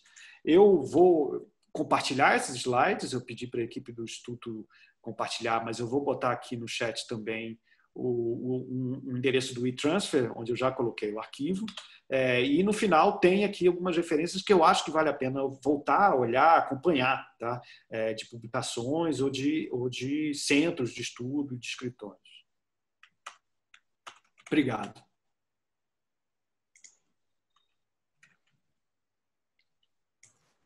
Certo, muito obrigado pela sua fala, Felipe. Então, as perguntas estão abertas, se quiserem mandar aqui no chat. O Felipe tem acesso também, mas qualquer coisa eu vou repassando.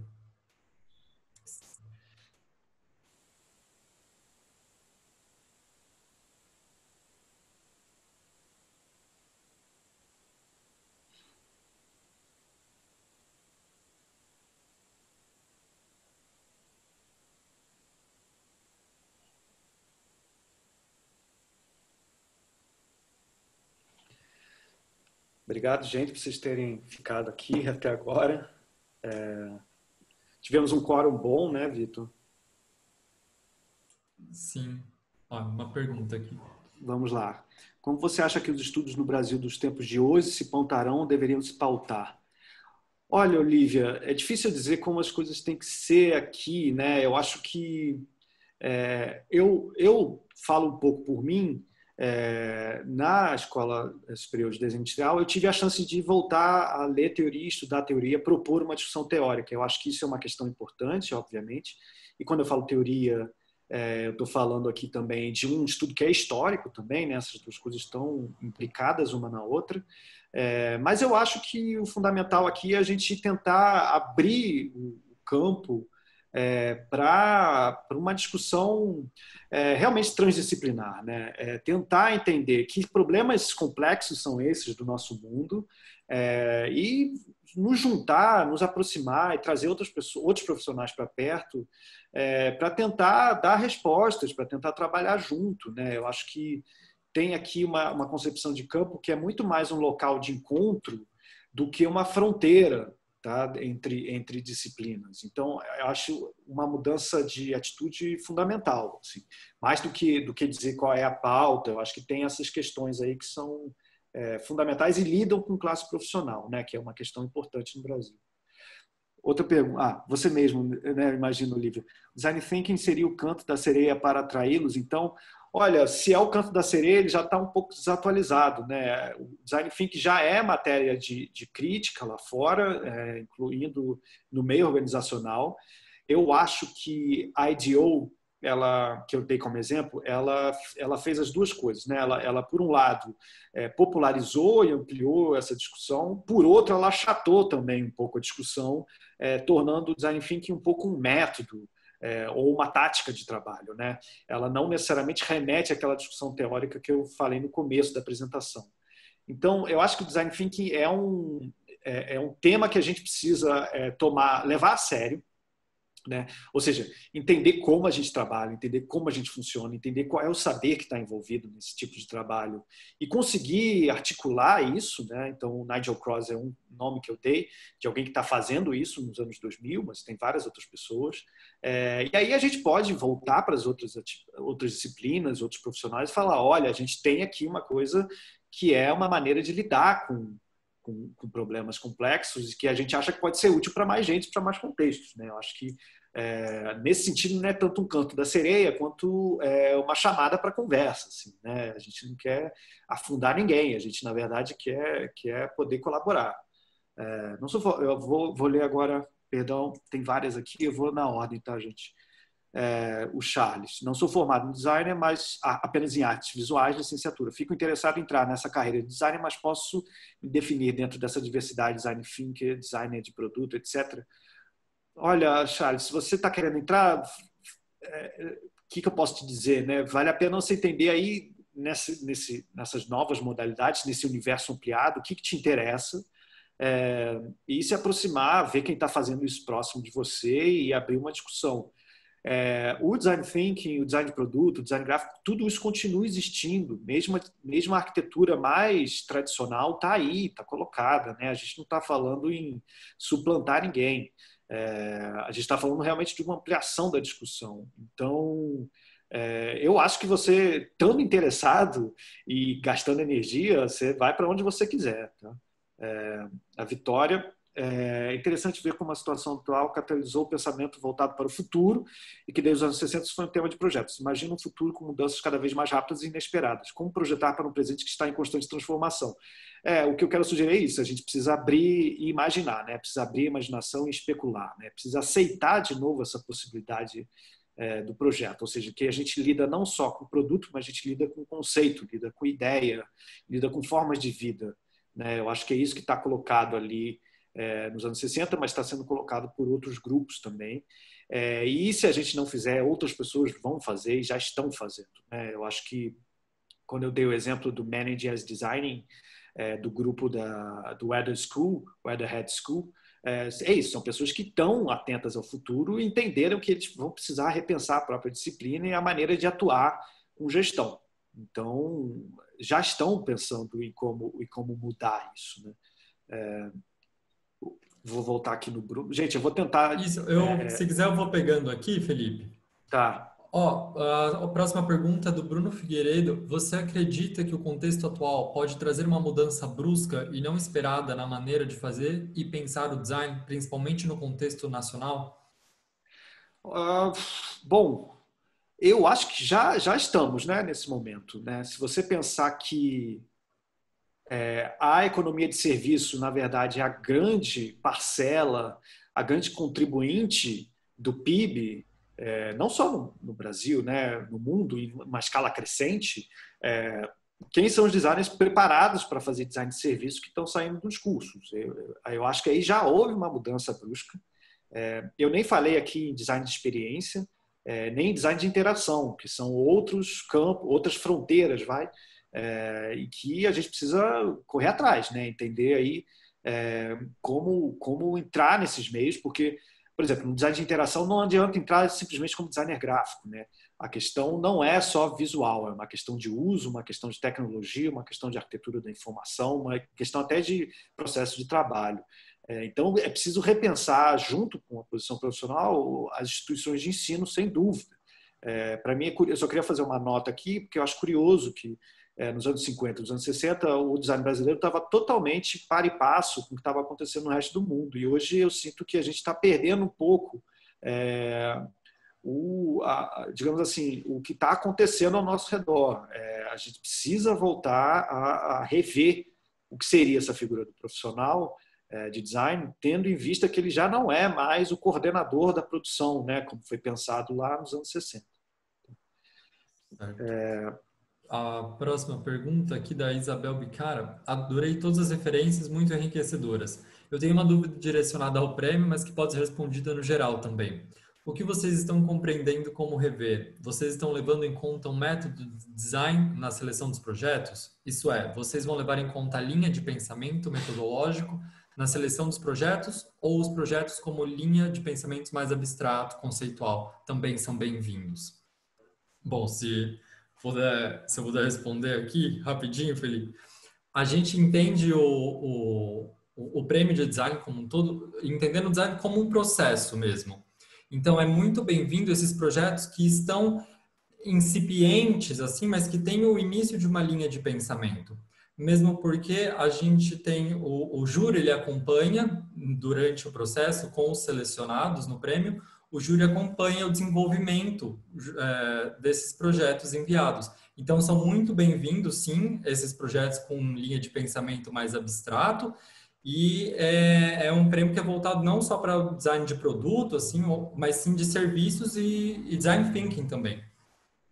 E eu convido a acessarem o site, onde a gente tem toda uma relação desses projetos selecionados da primeira e da segunda edição, que compõem todos esses temas de design thinking, de produtos, serviços que a gente vem tratando. E eu acho, mas é interessante repassar para o Felipe também, como você compreende esse rever do tema? Uhum. Eu só queria colocar inicialmente que eu não posso falar pelo júri, né? Nem posso falar pelo prêmio, eu estou aqui como um convidado provocado pelo tema do rever, e foi pedido para mim, mais especificamente, tratar do campo e das questões transdisciplinares que estão colocadas aí, né? Eu acho que o rever inclui isso, assim. Ou seja, não só uma revisão de quem é esse profissional, mas de como ele trabalha, de como esses projetos são encaminhados, né? Eu tentei dar exemplos de projetos que começam de um jeito e tem que se reinventar no meio do processo, né? Aquele projeto no Quênia, por exemplo, é isso. Você chega com uma ideia do que é o problema e você, no contato com as pessoas, entende que é outro problema, ou que a questão mais urgente é outra, e você pode contribuir de outro jeito. Então, eu acho que o rever aí é rever a postura, rever a atitude, rever a maneira de chegar na questão e estar disposto a rever o problema, o que você considera como a solução, né? Então, a gente está falando de equipes multidisciplinares, a gente está falando de processos que são mais abertos, mais permeáveis, né? Eu colocaria assim, de maneira mais geral. Vitor, eu não sei, tem muitas perguntas, eu já estou um pouco perdido e não estou conseguindo controlar o tempo. Me diz o que você acha que a gente deve fazer aqui. Não, a gente pode continuar. Se tudo bem aqui, a gente tudo vai bem, então passando. Vamos. Beleza? Aqui uma pergunta da Giza. Também sou formada em artes visuais e gostaria de saber se o design thinking auxilia na construção de um mapa mental para estudar livros densos ou com muitas páginas. Nossa, tem livros que são quase que um processo de descoberta editorial, né? Eu aqui botei, por exemplo, nessa página que vocês estão vendo, tem o OMA, que é o escritório do Rem Koolhaas. O livro do Rem Koolhaas, o Small, Medium, Large, Extra Large, feito com Bruce Mal, final dos anos 90, é um livro-processo, né? No final das contas, é um livro que nasce da discussão e da reflexão sobre os trabalhos do escritório, e o design gráfico aí é um articulador central, alguém capaz de realizar uma síntese por uma reflexão ou por um processo de revisão e de edição que pode continuar infinitamente, né? Então, os designers gráficos têm uma inteligência específica aí para dar forma final para esse tipo de articulação sob a forma de livro, como você trouxe à tona, mas eles também cumprem um papel fundamental nas equipes interdisciplinares, eu diria, com os processos, com mecanismos de visualização, né? Isso que eu falei aqui, por exemplo, do Frank Gehry, né? O exemplo lá da Weatherhead School. Os administradores ficam muito assustados como ele lida com sketch, como ele lida com maquete, modelo, porque ele pensa através da formalização. Então, em algum momento, ele leva um sketch para eles e fala, olha, eu estou pensando nisso, eu quero ter um retorno de vocês, mas não vai ser isso ainda. E os administradores, os clientes ficam falando, tá bom, não, a gente sabe que não vai ser isso. Mas eles entendem que eles não conseguiram perceber a radicalidade da ideia de pensar por imagem. Porque dali a seguir, o Frank Gehry leva sketches totalmente diferentes, coisas totalmente em outro caminho.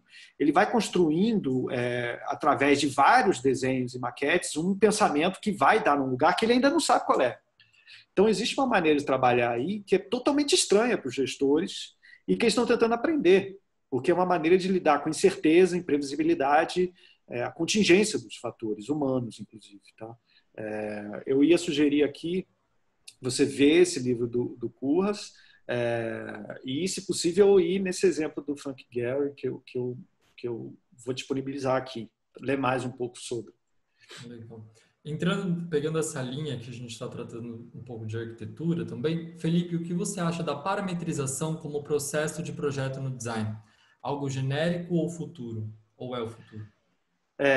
Então, é um pouco passado, né? Eu estava tentando mostrar para vocês ali no começo que os anos 60 tentou fazer uma parametrização bem formal, bem lógica, bem matemática, bem estrita, e os próprios membros do Design Methods começaram a reagir a isso, no sentido de dizer, tudo bem, nós precisamos ter algum parâmetro, nós precisamos ter métodos analíticos de avaliação, mas a gente não pode tirar a intuição da jogada. A gente não pode simplesmente assumir que os projetistas são como máquinas que cumprem etapas. E a partir daí, há aquela revisão toda que eu falei para vocês sobre cognição e modos dos designers trabalhar, e técnicas, estratégias e posturas diante de projetos que não são matematizáveis, né? Então, eu acho que parâmetros existem, técnicas existem, táticas existem, mas também existe experiência, também existe julgamento, também existe subjetividade. E o problema da disciplina do design, da ciência do design, se a gente quiser tomar esse termo do passado, é como entender que essas coisas se conjugam, né? Elas são, digamos assim, dimensões diferentes de uma mesma maneira de trabalhar. E os exemplos que eu dei aqui, mais recentes, todos assumem isso, né? Todos entendem que existe aí um ir e vir do pensamento, uma maneira de pensar por objetos e representações que tem que ser aceita como legítima do processo. Aqui pegando mais uma, C.K. Simões, você falou algo que realmente me fez ficar inquieto, em relação a uma mudança linguística futura, que é algo que podemos notar agora. Eu estudo relações culturais e linguísticas mundiais e em muitos contextos históricos a língua está unificada com a criação, com a maneira que enxergamos nossos contextos, como hieróglifos transmitiam aspectos artísticos e visuais da era datada. Pensando nisso, como o senhor enxerga a nossa linguagem inserida da produção criativa em si, atual, no mundo e no Brasil? Bom, eu não vou dizer qual é o futuro da linguagem aqui no mundo, né? Mas eu acho que o que eu imagino aí, né? É uma coisa que, por exemplo, quando eu falei do Dune e Raby, eles têm uma atitude que eu acho interessante em relação a mudanças culturais, né? Eles falam, a gente não vai tentar prever o futuro, né? O design especulativo não é a tentativa de enxergar o novo trend, não é isso, né? É uma tentativa de olhar para os problemas contemporâneos e imaginar que a solução deles vai provocar mudanças mais bruscas na maneira de viver, né? Então, o que eu diria para você é o seguinte: com certeza a linguagem vai continuar mudando aqui no mundo. O exemplo que eu dei, o último, é o mais drástico disso, né? Que eles estão dizendo assim: pode ser que a civilização perca a capacidade de ler e de interpretar os códigos que ela cria hoje, porque a gente está falando de 100 mil anos, né? A gente não passou por 100 mil anos ainda, a gente não sabe. Então, eles estão tentando dar uma solução com uma linguagem de outro tipo, ou, enfim, tentando se comunicar por um jeito que não é a linguagem verbal existente.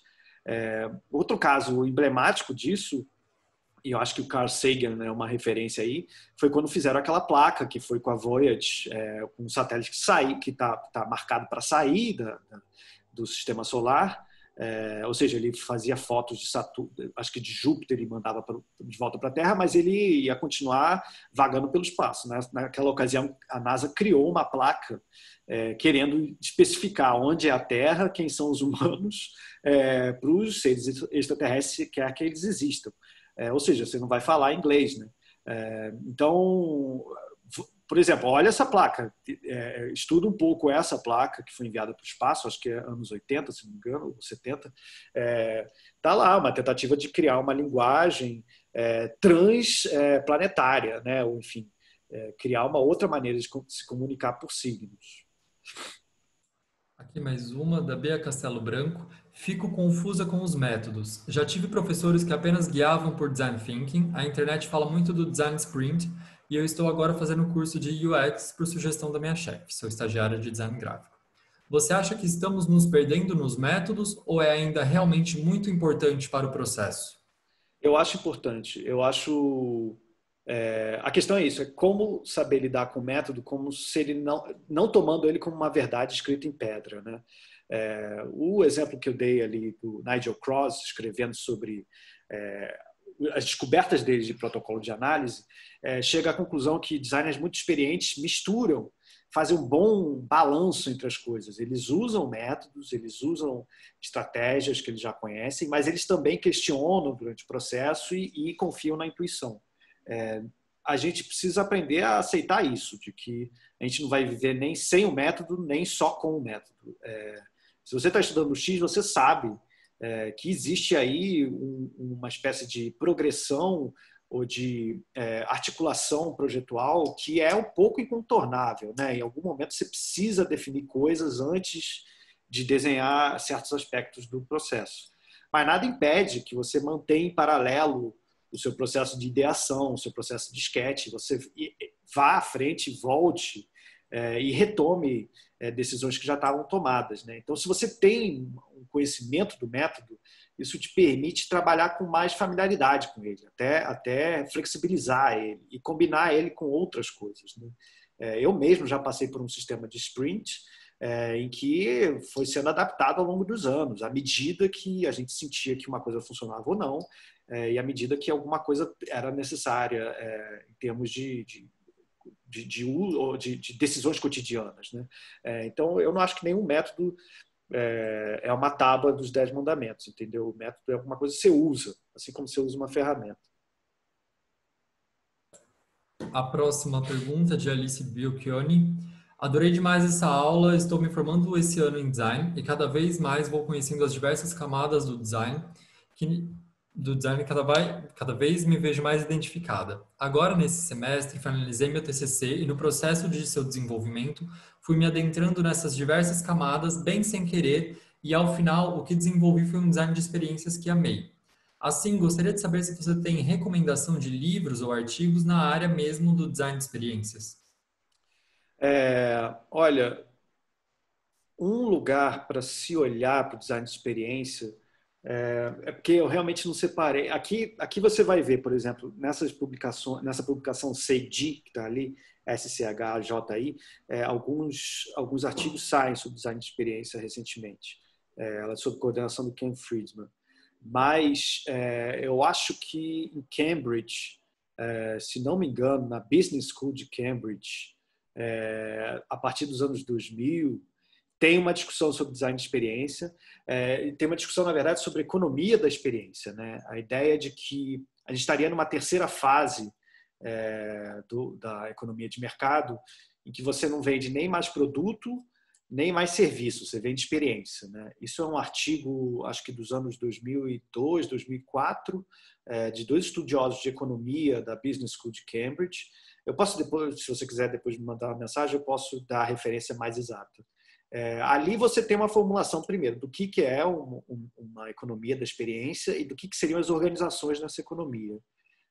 Isso dá uma base para pensar o que seria o design da experiência, para além disso que eu falei antes aqui, citando, acompanhando a pergunta, do X. Né? O X é um user experience, é uma ideia de experiência, mas é uma ideia de experiência que vem do mundo da interface das mídias digitais. Existe uma ideia de experiência mais ampla, que já está sendo discutida nas universidades de economia e de administração, que eu acho que vale a pena conhecer.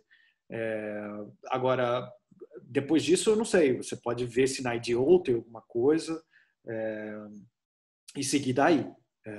Eu posso ver se eu encontro mais alguma referência, mas realmente não foi a minha ênfase hoje. Sobre as referências também, o Felipe ele pode reunir essas referências e mandar para a gente, que a gente manda junto com o link, né, da apresentação e do vídeo também. Uma próxima pergunta aqui de Tatiana Correia. Você comentou que o Brasil está perdendo o design com relação ao mundo. Na minha opinião, falta o design mais popular. Infelizmente, o design muitas vezes é para elite, entre aspas. Muitas vezes não pensado para a grande massa. Eu acredito que ele deve estar ao alcance de todos e não de uma minoria. Esse é um comentário. Um comentário forte, enfim, assertivo, e concordo em linhas gerais, certamente. Queria, de repente, abrir aqui uma conexão só com essa ideia de design de serviço, de design thinking, como tem sido aplicada à gestão pública, né? Que era um tema que eu até tinha me proposto a falar hoje, mas eu entendi que não ia dar tempo, e que tem experimentos no Brasil. Tá? Tem gente do governo do estado do Rio de Janeiro, por exemplo, que está se aproximando dos escritórios e dos designers, dos projetistas, tentando estabelecer processos para rever os serviços públicos, né? Rever o funcionalismo público. Então, isso existiu sobretudo nos países escandinavos e na Finlândia nos anos 2000. MindLab é um deles, o Helsinki Design Lab é outro, que eram laboratórios pensados para rever processos públicos, né, de serviço público. E aí a gente está falando de alguma coisa que está ligada até à cidadania, não é só uma questão econômica. Próxima pergunta aqui de Maiara Serra. Felipe, boa noite. Obrigado pela aula. Achei interessante que você comentou sobre a falta de acompanhamento do design brasileiro ao cenário global. Você acredita que existe um processo de revisão da própria produção brasileira ou há mais uma estagnação da área? Você conhece alguma referência brasileira atual que seja mais provocativa? Não conheço. Eu tenho, enfim, tentado olhar para essa história de novo. Eu acho que tem de tudo, né? Porque é um campo grande. Eu acho que tem posições que são tão estagnadas. Eu acho que algumas posições muito ligadas à defesa corporativista da profissão, elas tendem a perder um pouco o passo dessas mudanças no mundo todo, né? Considerando, inclusive, que são mudanças que apontam para uma transdisciplinaridade radical. Mas existe, obviamente, laboratórios e centros de pesquisa, na própria Escola Superior de Desenho Industrial, onde eu estudei, pessoas que estão pensando aí a interlocução com as organizações, a interlocução, por exemplo, com a disciplina da antropologia, com outros grupos comunitários, na própria cidade do Rio de Janeiro, que é onde eu sei mais. Tem lugares, tá? E tem pesquisas que estão, digamos assim, esgarçando esses limites. Eu só não acho que talvez elas se conheçam todas entre si, estejam em comunicação, nem vejo muito um foco editorial, um centro de referência para isso tudo. A gente está aí um pouco espalhado, e eu acho que aqui hoje, por exemplo, foi uma oportunidade de me conectar com vocês minimamente, né? Graças ao Instituto Tomiotaki, no sentido de usar um pouco o prêmio para abrir essa discussão, para a gente olhar inclusive com um olhar mais generoso para a nossa realidade, né? Não tanto querendo impor mais objetos cujo gênero a gente já conhece tão bem. Certo, aqui a gente tem uma próxima pergunta, Arthur Montenegro. Felipe, você tocou em algo que me levou a refletir. Onde que até os anos 60 estávamos alinhados ao resto do mundo com o design, mas que se perdeu? Em que termo de que isso se insere? Tecnologia, inovação, materiais, métodos? Ou assumimos um nacionalismo de projetar ou realmente nos perdemos no fazer e criar? Ou o contexto histórico vivido na América Latina, como, por exemplo, economia, política, entre parênteses, ditadura, entre outros fatores. Você poderia explanar isso, sobre isso? Quando eu me referi a gente estar par e passo ao resto do mundo dos anos 50 e 60, eu estava pensando sobretudo no design de produto, no design gráfico, e na chegada aqui de uma certa vertente ligada a, inclusive, arte concreta, né? A gente tem a exposição de Max Bild, em 1851, a gente tem o Grupo Ruptura, em 1952, a gente tem o Instituto de Arte Contemporânea do MASP, entre 51 e 53.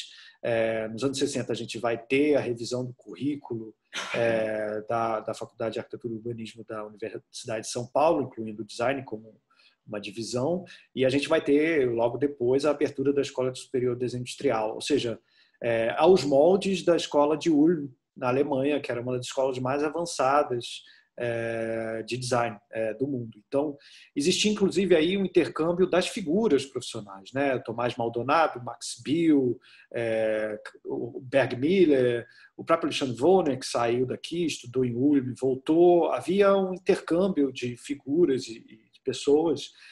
Outro exemplo de escritório que estava absolutamente na crista da onda era o Calduri Martino, aqui em São Paulo, fazendo os primeiros projetos sistemáticos de sinalização, quando isso estava sendo feito no restante do mundo, mais ou menos nos mesmos anos, né?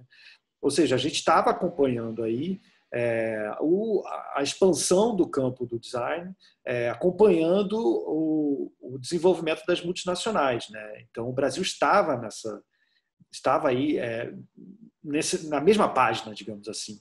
O que aconteceu, eu acho, a partir dos anos 70, é que esse modelo de projeto e de organização, de gestão, entrou em crise, né? Você pensa em 73, a crise do óleo, e aí você tem, no começo dos anos 80, o desmantelamento do estado de bem-estar social nos Estados Unidos e na Europa, e aí a gente entra numa era neoliberal em que a gente estava ainda numa ditadura, tinha dificuldade para repensar aí, ou abrir uma discussão pública em qualquer instância que fosse, e a gente ficou um pouco nos anos 60 e 70, em termos de mentalidade, em termos de até curriculares, eu diria.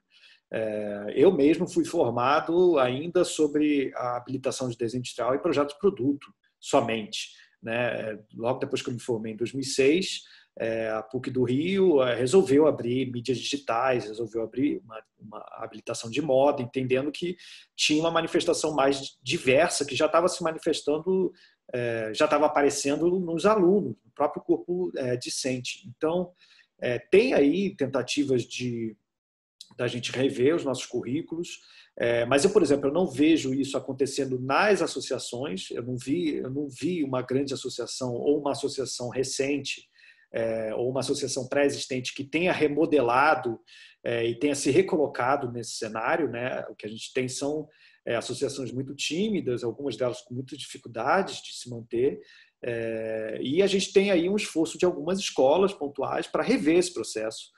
A Unicinos, por exemplo, está discutindo, no Vale dos Sinos, lá está se discutindo gestão, está se discutindo serviço. Tem lugares aí para olhar e para procurar. Eu acho que a gente perdeu o pé por uma série de fatores, incluindo esses que você colocou. Há um contexto político, social, mas a responsabilidade eu acho que a gente tem que trazer um pouco para nós, os profissionais, os professores, os educadores. Nós precisamos abrir a discussão, nós precisamos nos perguntar onde é que nós estamos hoje em relação ao resto do mundo. Eu não quero culpar ninguém, não acho que é isso, não é uma questão de responsabilização individual, mas há aí um cenário econômico e cultural que mudou drasticamente, incluindo com a ascensão das mídias digitais e da internet, né? Não dá para ficar alheio a isso, enfim, entendendo que os serviços são aí a grande a grande parcela determinante, decisiva da economia nacional. Certo, muito obrigado aqui, Felipe, pela Eu que fala. agradeço. E, pessoal, nós vamos encerrar aqui com o Felipe. Eu queria agradecer novamente a sua fala, Felipe. Eu que agradeço a Espero que paciência de todos, vocês. imagina. Eu agradeço também a presença aqui de todos os inscritos. Acho que conseguimos ter uma conversa muito boa. E eu gostaria de dizer que também nós vamos enviar o link por e-mail para vocês com essas referências que, além, né, que o Felipe vai nos passar, e lembrar que o prêmio de design do Instituto Miyotaki Leroy Merlin, ele vai com as suas inscrições abertas até o dia 28 de agosto. E também lá no site a gente tem esses processos, esses exemplos de projetos gráficos, de serviço, onde os estudantes podem ver para ilustrar um pouco isso e o que é admitido assim no prêmio. E qualquer pergunta, estamos abertos também pelo e-mail do prêmio. Ok? Muito boa noite a todos. Boa noite, gente. Obrigado, Felipe. Tchau, tchau. Tchau, tchau.